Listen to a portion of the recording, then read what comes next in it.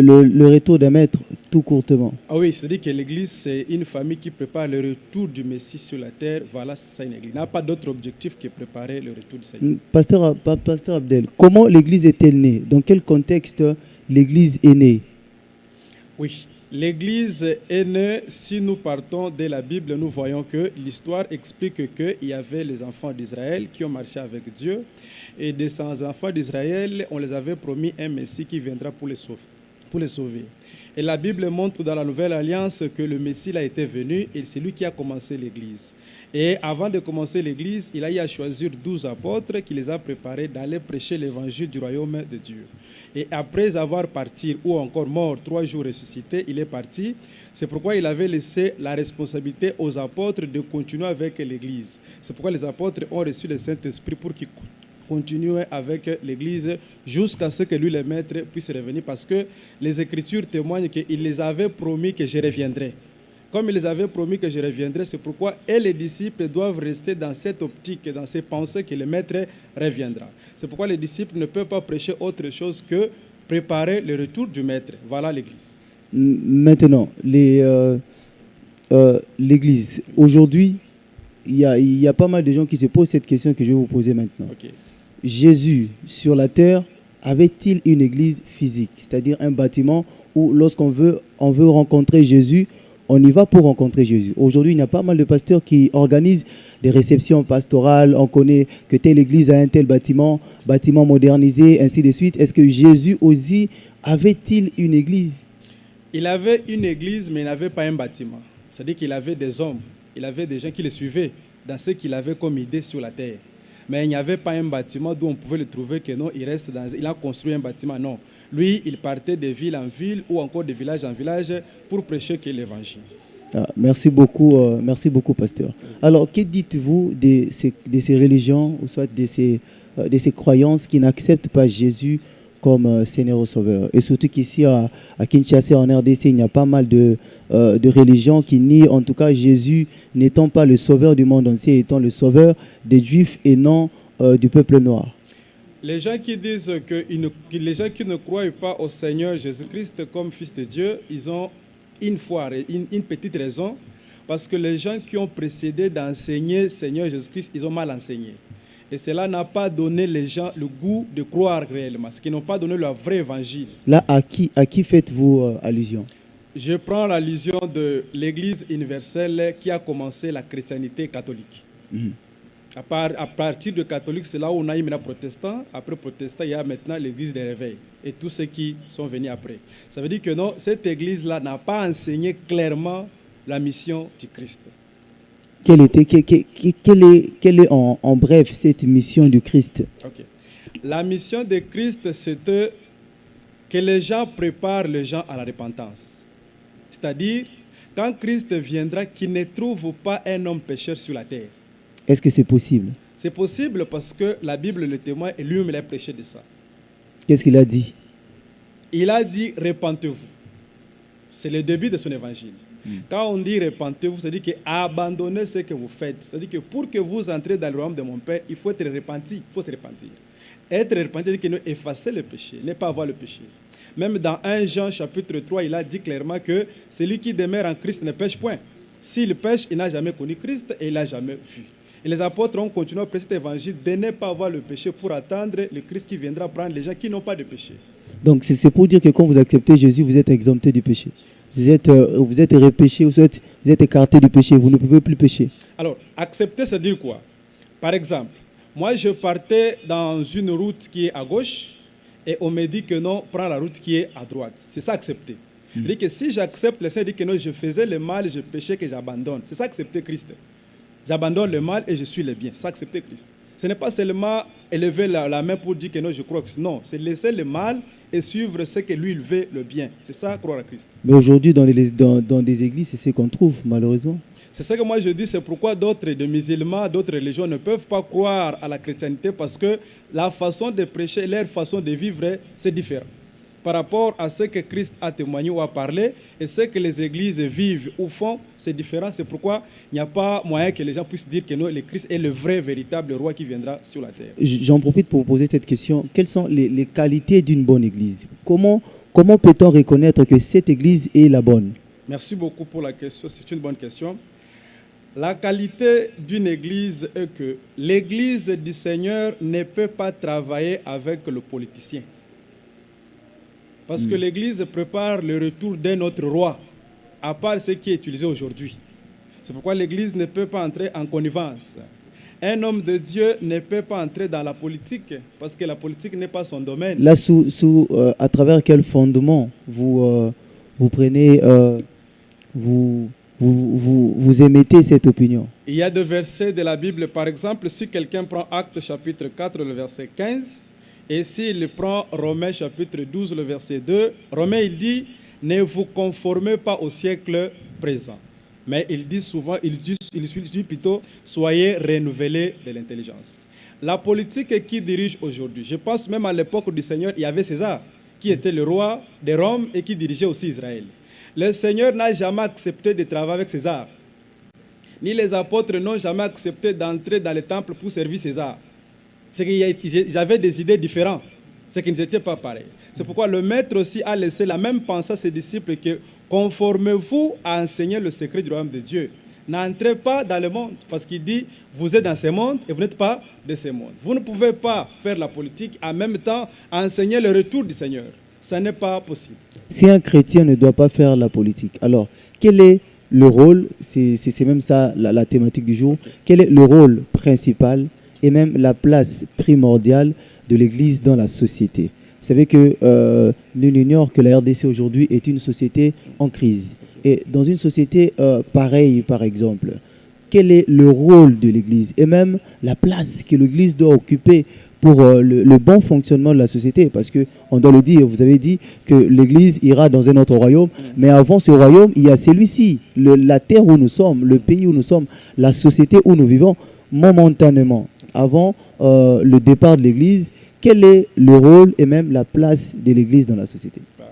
Je vais d'abord préciser que l'Église ne va pas partir dans un autre royaume, mais l'Église attend un roi qui viendra régner sur cette terre, prendre le royaume de la terre. Et alors, le rôle de l'Église dans la société, c'est prêcher la bonne nouvelle. Comme je viens de le dire, de prêcher aux gens de se repentir, d'abandonner le mal. Parce qu'un exemple, tous les gens qui font la rébellion, qui se tuent, la plupart de ces gens sont des chrétiens. La plupart de ces gens ont des églises. Et pourquoi ils parviennent à faire cela? C'est parce que le message n'est pas bien donné. Tous ces gens-là, ils prennent l'arme, ils tuent, il est président, ils escroquent, ils corrompent, tout ça. Ce sont des chrétiens, ils ont des églises.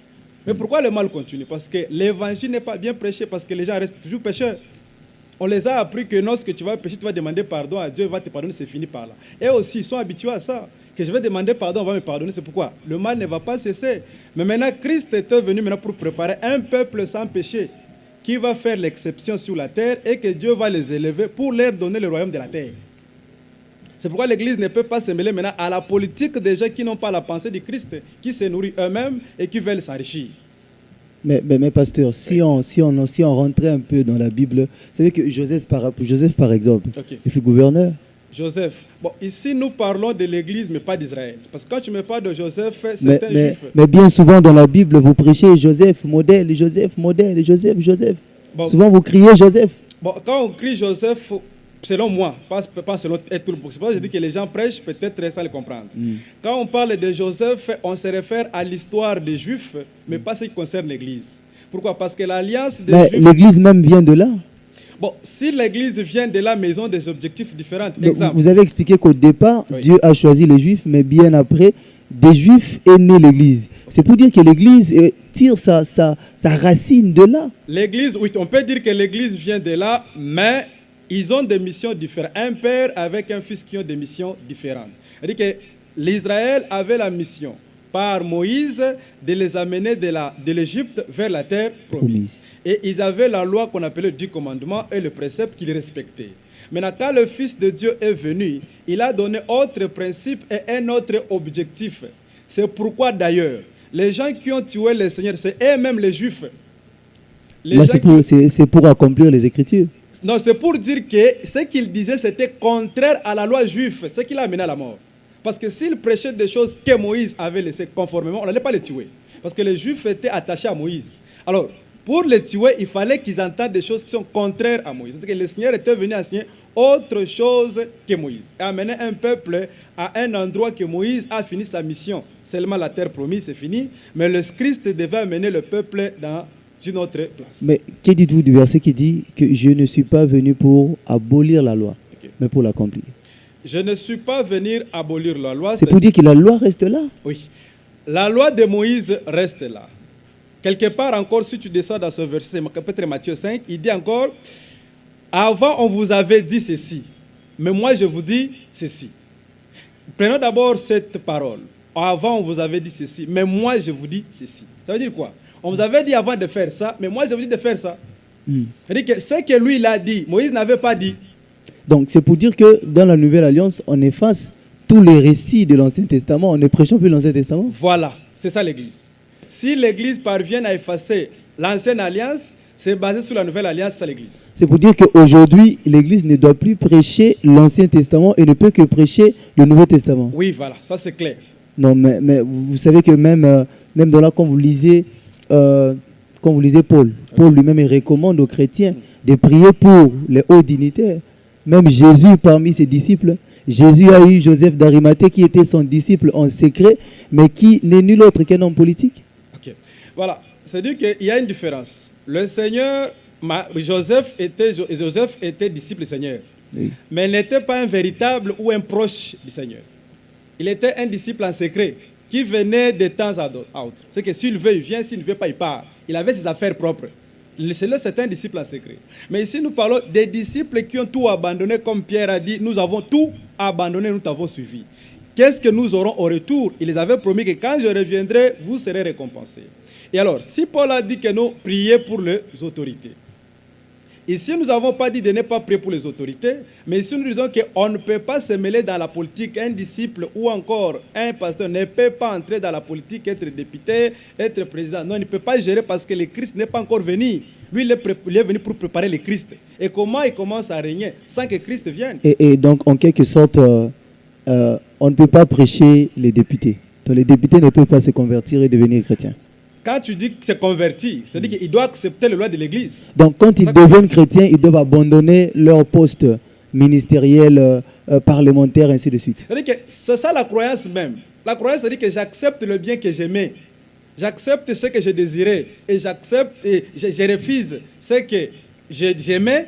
Mais j'aime ce que parfois ce n'est pas bon, mais j'aime seulement, je crois. C'est ça la foi. C'est-à-dire que lorsqu'on l'enseigne, ces députés-là, que voilà le principe du Christ est comme ça. S'il croit, bon, il s'est converti. Mais s'il ne croit pas, où est le problème? Donc, lorsqu'il s'est converti, il doit abandonner son poste. S'il sait que non, ça, avec Christ, ça ne marche pas. Pourquoi pas? Donc, être député national avec Christ, ça ne marche pas. Ça ne marche pas. Pourquoi? Parce que l'Église prépare le retour d'un autre. Je peux donner un exemple.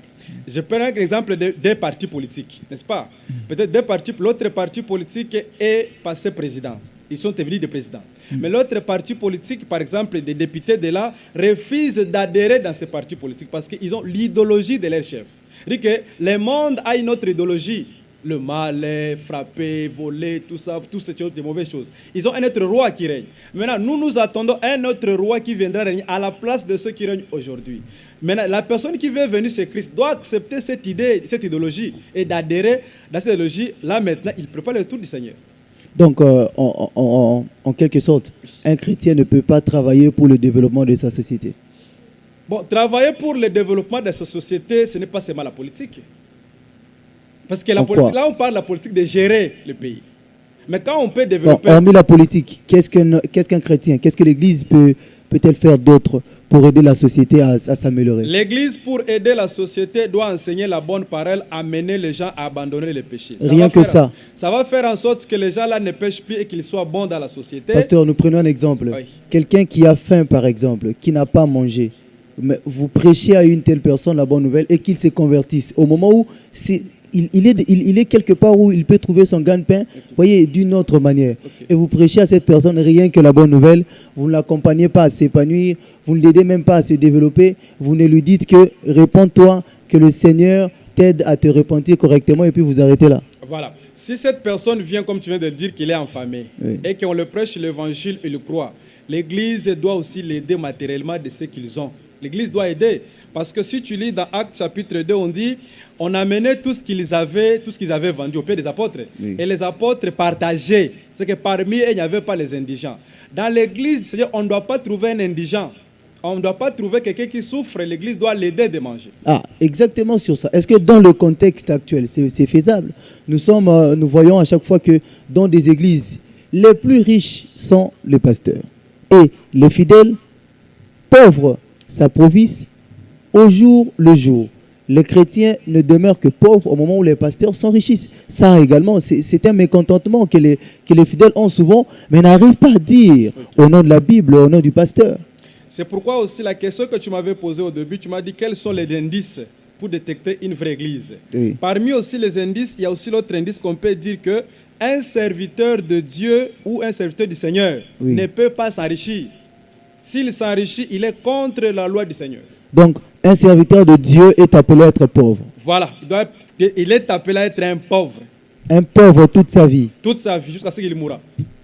Sous quel fondement biblique, sur quel fondement biblique vous vous appuyez? 1 Timothée chapitre 6, le verset 8 à 12. Que dit la Bible? Nous allons lire. Voilà, on lit 1 Timothée chapitre 6, le verset 8 à 12. Chers internautes, chers téléspectateurs, auditeurs et auditrices de partout où vous êtes, vous pouvez prendre avec nous également 1 Timothée. Vous avez dit, pasteur? J'ai dit 1 Timothée chapitre 6, le verset 8 jusqu'à 12. 1 Timothée chapitre 6, le verset On commence par le verset 8 jusqu'au verset 12. Le verset 8 au verset 12. Ok. Je me fais le plaisir de vous le lire.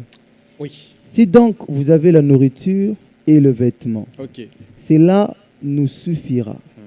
Mais ceux qui veulent s'enrichir tombent dans la tentation, dans le piège et dans beaucoup de désirs insensés et pernicieux qui plongent les hommes dans la ruine et la perdition. Ok. Car l'amour de l'argent est une racine de tous les maux. Et quelques-uns, en étant possédés, se sont égarés loin de la foi Ok. et se sont jetés eux-mêmes dans bien des tourments. Ok. Pour toi, homme de Dieu, fuis ces choses et cherche la justice, la piété, la foi, la charité, la patience, la douceur. Combat le bon combat de la foi, saisis La vie est la vie éternelle à laquelle tu as été appelé et pour laquelle tu as fait une belle confession en présence d'un grand nombre de témoins. Jusqu'à 12, tu vas voir que c'est Paul qui Oui, exhorte son enfant ou encore son disciple Timothée. son disciple qui est pasteur. Voilà, qui est un serviteur de Dieu, qui est l'évangéliste. Il lui recommande, ce sont les principes que lui, Paul, a reçus du Seigneur. Il a aussi donné ça à Timothée de dire, il faut faire attention à l'argent. Il ne faut pas t'enrichir. Mais prenons Paul lui-même. Oui. Paul fut un travailleur, Ok. un faiseur de tentes. Ok. Maintenant, au temps où il travaillait, et si son travail arrivait à lui porter bonheur, et qu'en travaillant, il arrivait à avoir beaucoup d'argent, comment le pasteur qui a travaillé, qui a étudié, qui s'est investi, et qui a eu beaucoup d'argent, sans pour autant attendre un petit rien de fidèle, est-ce que ce pasteur-là doit-il tout abandonner et devenir pauvre? Alors, si peut-être tu parles de Paul, c'est très clair. Paul a bien dit que non, tu as bien dit que Paul il travaillait. Il travaillait. Mais il travaillait pourquoi? Il travaillait pour avoir à manger. C'est pourquoi il a dit, si nous avons à manger et à Donc, se vêtir, il travaillait pour avoir à manger et non pour devenir de plus en plus il faut bien riche. lire ce contexte. C'est ce qu'il a dit. Que quand je faisais le nat, c'est pour que j'aille à manger. C'est pour que j'aille un peu à se vêtir. C'est ce qu'il a recommandé à Timothée. Si Paul pouvait devenir riche, il doit se contenter lui-même de ce qu'il a dit à Timothée. Donc, le pasteur doit travailler en mesurant le niveau auquel sa richesse accroît. C'est-à-dire que le pasteur, s'il travaille à quelque chose, tout ce qu'il aura, il doit partager. C'est pourquoi Paul a Il dit, doit partager avec les pour fidèles. toi l'homme de Dieu, tu sais ces choses, recherche la justice, la piété, la foi, la charité, la patience et la douceur. C'est qu'il ne doit pas s'enrichir, il doit que partager. C'est pourquoi on dit, on amenait tout ce que les disciples avaient et les apôtres partageaient entre Donc, les disciples. en quelque sorte, un pasteur ne peut pas être véhiculé. Pasteur, être véhiculé dans le sens où lui-même, il est allé acheter la voiture. Non, pasteur ne peut pas. Il ne peut pas acheter une maison pour lui, construire, non. Maintenant, comment l'aura-t-il? Si peut-être, par exemple, je donne un exemple. Oui. Quelqu'un est venu donner l'aumône, l'aide au pasteur, la voiture. Un bon pasteur qui a l'esprit du Christ, il doit mettre ce véhicule au nom de l'Église. Ça ne doit pas être ses biens privés. Tout est pour la communauté, pour les disciples, pour Non, l'église. au moment où le pasteur a aussi une famille à nourrir. Vous savez, même dans la Bible, il y a une part Ok. qui revenait aux Lévites. Alors, il y a une part qui revenait, si on revient dans l'Ancien Testament, il y a Oui. une part qui revenait aux Lévites. Oui. Mais cette part-là était minime, ne pouvait pas leur permettre les Lévites de construire des maisons. Parce que les Non, Lévites quand étaient même, interdits oui, de construire des maisons. Ils n'avaient pas de parcelles, mais les Lévites. quand même, ils avaient une part. C'est ça que je dis, une part là, le monde qu'on te donne à manger. Les Mais- enfants vont mais manger. d'une manière ou d'une autre, en travaillant cette part, Ok. le pasteur peut quand même avoir quelque chose de bon. Si le pasteur travaille, je dis tout ce que le pasteur aura dans son travail, c'est pour partager aux autres. Lui, il ne doit pas s'enrichir. Donc, le pasteur est appelé à être pauvre et Ah. rester pauvre tout seul. Oui, oui, c'est parmi les principes pour les gens qui préparent le retour du Christ. Ils doivent vivre comme ça dans l'église. Pas avoir de pasteurs qui sont riches, ni beaucoup de véhicules. Et si le pasteur n'est pas riche, Oui. comment peut-il aider un de ses fidèles? Bon, le pasteur, lui, n'est pas riche. Mais l'église, c'est une communauté, il y a des dîmes, il y a des offrandes. Dîmes, là, ce n'est pas pour lui. L'offrande, ce n'est pas pour lui. Les dîmes et les offrandes vont aider les gens qui ont faim, ou bien construire l'église, ou bien être à un endroit très... C'est ça, le travail des dîmes et des offrandes. C'est que lui, le pasteur, il gère. Donc, en quelque sorte, le pasteur ne peut pas travailler ou soit avoir un emploi séculier. Les pasteurs, on peut dire, par exemple, on peut le donner comme c'est un moine, quelqu'un qui est consacré pour le Seigneur. Il n'a pas autre travail que consécration. Il ne peut pas penser à autre chose qu'encadrer le brebis du Seigneur, pour Merci. les amener vers le royaume. Merci beaucoup, Pasteur Abdel. Nous tendons déjà vers la fin de cette émission. Je vais vous donner une dernière séquence. Oui. Vous avez 3 minutes pour dire en gros tout ce que nous avons dit, ramasser le tout, faire un plein sur la thématique. Voilà. Vous avez la parole. Merci beaucoup. Voilà, comme nous tendons vers la fin, je vais peut-être conclure dans de petits mots. Nous avons parlé de la mission de l'Église. L'Église a une mission. La mission principale de l'Église, c'est le retour du Seigneur. Dans une église où on ne prêche pas le retour du Seigneur, ce n'est pas une église du Seigneur, soit c'est une autre église. Et cette église ne doit pas travailler ensemble avec la politique. C'est-à-dire que cette église a perdu sa mission. Et cette église-là ne doit pas aussi avoir de pasteurs riches ou encore de responsables riches. Et cette église-là, on doit vraiment voir les gens repentis qui ne pêchent pas.